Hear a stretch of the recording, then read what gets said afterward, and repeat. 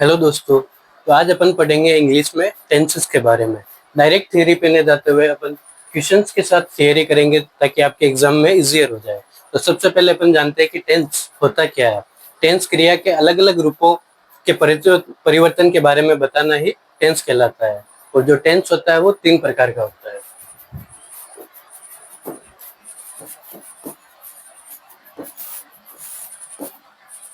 भूतकाल, वर्तमान काल और भविष्य काल,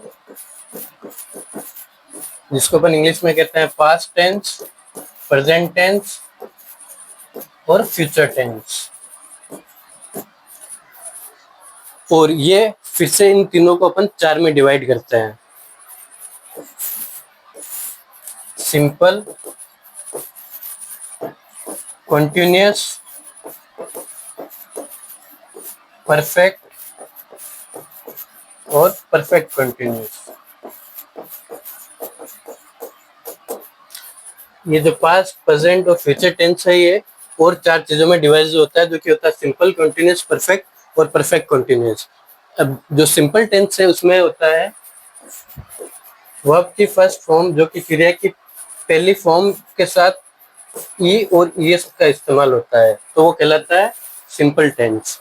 उसके बाद होता है कॉन्टिन्यूअस। कॉन्टिन्यूअस में वर्ब की फर्स्ट फॉर्म के साथ आईएनजी का इस्तेमाल करते हैं या फिर वर्ब की फोर्थ फॉर्म का। तो ये चीज आप ध्यान रखना। उसके बाद जो परफेक्ट है, परफेक्ट में होता है हेल्पिंग वर्ब के साथ क्रिया का तीसरा फॉर्म का इस्तेमाल करते हैं। उसके बाद होता है चौथा परफेक्ट कंटीन्यूअस, जिसमें बीन प्लस आईएनजी का इस्तेमाल करते हैं या फिर सिंस और फॉर का। तो ये छोटा सा डिस्क्रिप्शन है टेंस के बारे में। इसके बाद अपन चलेंगे अपने पहले क्वेश्चन की ओर।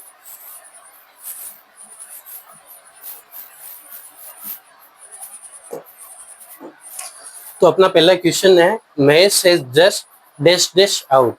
तो इसमें अपन को ऑप्शन दिए गए हैं वेंट, गोन, गोज और बीन गोइंग। तो अपन को कैसे मालूम पड़ेगा कि इसमें से कौन सा ऑप्शन करेक्ट है। तो सबसे पहले देखेंगे कि अपन ये कौन सा टेंस है। तो ये है perfect present perfect tense.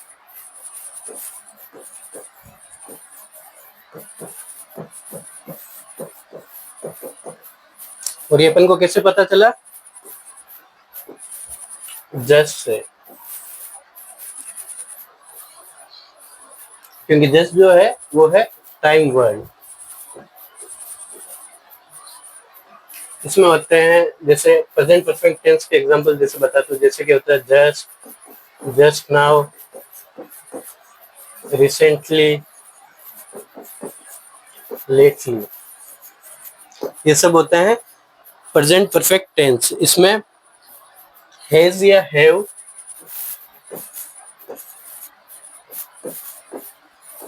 Plus verb की थर्ड फॉर्म होती है। तो अपन देखेंगे तो इसका आंसर होगा B, gone.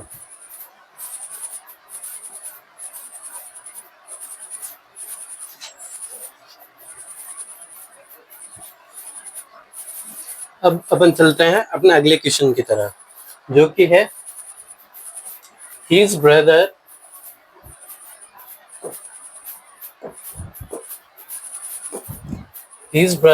Is always dash dash मी। उसका भाई मुझे रोज डैश डैश करता है। तो ये है ऑलवेज का मतलब तो हो गया रोज, निरंतर। तो ये हो गया प्रेजेंट कंटिन्यूअस टेंस, क्योंकि इसमें ऑलवेज का यूज है। ये वर्ड ऑफ सेंटेंस अपन को बताता है कि ये काम कंटिन्यूअस होता जा रहा है, रोज रोज होता जा रहा है। उसका भाई रोज रोज उसको डैश डैश करता है। तो ये हो गया प्रेजेंट कंटिन्यूअस। प्रेजेंट कंटिन्यूअस का अपन स्ट्रक्चर देखेंगे तो वो होता है इज, एम, आर। जहां कहीं भी इज, एम, आर हो तो उसके साथ वर्ब के साथ आईएनजी का इस्तेमाल होता है। तो इसमें अपना ऑप्शन होगा डी, क्योंकि ये रेगुलर एक्शन है। अब अपन चलते हैं अपने अगले क्वेश्चन की तरफ। जो अपना अगला क्वेश्चन है, she is getting tired, it is time she dash dash home. वो थक रही है, शी इज गेटिंग टायर्ड, वो थक रही है, ये समय है उसका घर जाने का। तो इसमें जो टाइम है वो दर्शाता है इट इज, टाइम को अपन हाई टाइम मान लेंगे। हाई मतलब उचित समय। ये जो है ये पास्ट को इंडिकेट करता है, ये पास्ट को इंडिकेट करता है। मतलब पास्ट मैंने बताया था कि पास्ट को जब कोई इंडिकेट करे तो इसके साथ, टाइम के साथ सब्जेक्ट प्लस पास्ट टेंस का यूज होगा। तो इसमें अपन यूज करेंगे वेंट का, क्योंकि जो विल गो है ये तो फ्यूचर टेंस आ गया, इज गोइंग है ये प्रेजेंट टेंस आ गया। तो इसका करेक्ट ऑप्शन होगा डी, वेंट। तो अपन चलते हैं अपने अगले क्वेश्चन की तरफ, जो कि है एक इमेजिनरी सिचुएशन। जैसे कि I wish I dash dash king. Wish मतलब वो सोच रहा है, इमेजिनरी सिचुएशन है ये।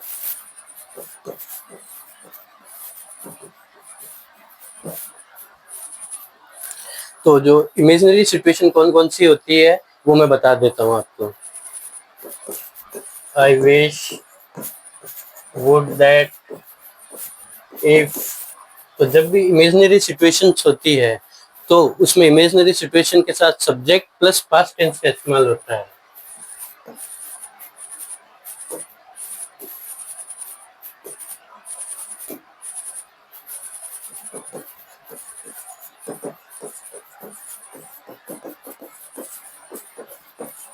इसमें सब्जेक्ट प्लस पास्ट टेंस का इस्तेमाल होगा, क्योंकि वो कल्पना कर रहा है, ये रियल सिचुएशन नहीं है। ज्यादातर अपन देखते हैं कि आई के साथ वॉज का इस्तेमाल होता है,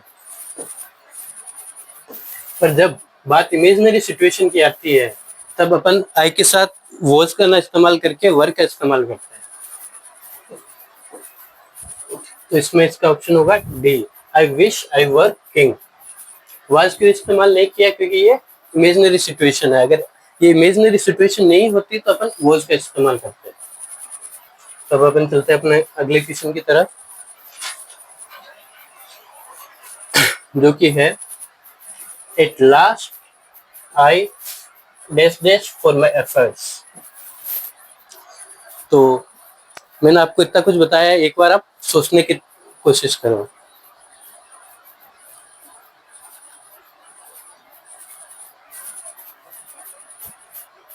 तो सबसे पहले अपन देखेंगे कि ये कौन सा है। ये है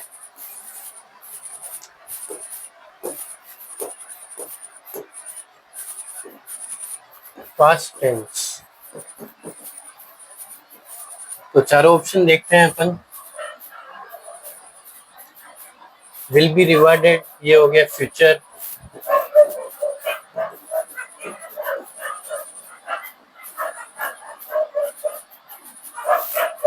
वाज रिवार्डेड ये हो गया पास्ट, रिवॉर्ड ये हो गया प्रेजेंट।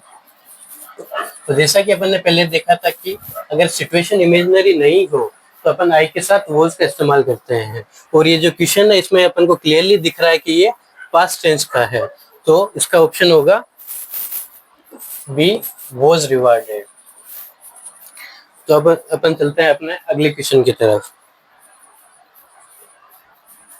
जो कि है एक सीक्वेंस क्वेश्चन, जो कि ज्यादातर बहुत सारे कॉम्पिटिटिव एग्जाम्स में पूछा जाता है। जैसे कि when we reach the station the train dash dash. तो इसको अपन हिंदी में देख लेते हैं। जैसे ही हम स्टेशन पहुंचे, ट्रेन जा चुकी थी। तो इसमें जो वेन हो गया वो तो हो गया कंजक्शन।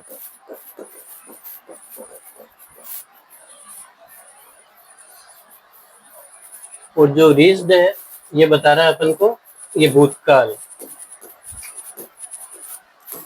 पास्ट टेंस है।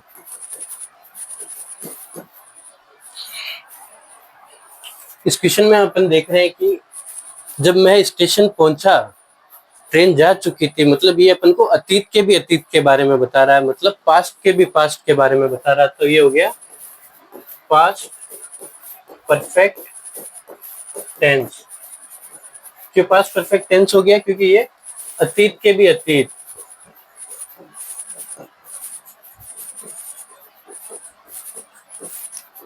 पास्ट के भी पास्ट के बारे में बता रहा है। तो जब अपन पास्ट परफेक्ट टेंस की बात करते हैं, तब इसमें होता है ये है कि हम हेड के साथ वर्ब की थर्ड फॉर्म का इस्तेमाल करते हैं। इसमें मेन ये होता है कि जैसे कि अपन ने बताया कि जो वेन है वो है कंजक्शन।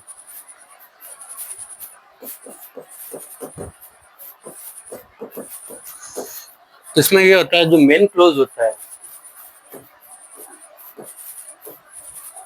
उसके साथ कंजक्शन प्लस टाइम क्लोज का इस्तेमाल होता है। तो इसमें अपन जब पास्ट की बात करते हैं, जब मेन क्लोज पास्ट हो तो टाइम क्लोज भी पास्ट होगा। पर इसमें एक ध्यान देने वाली बात यह है कि अगर मेन क्लोज फ्यूचर हो तो टाइम क्लोज क्या होगा? Simple present.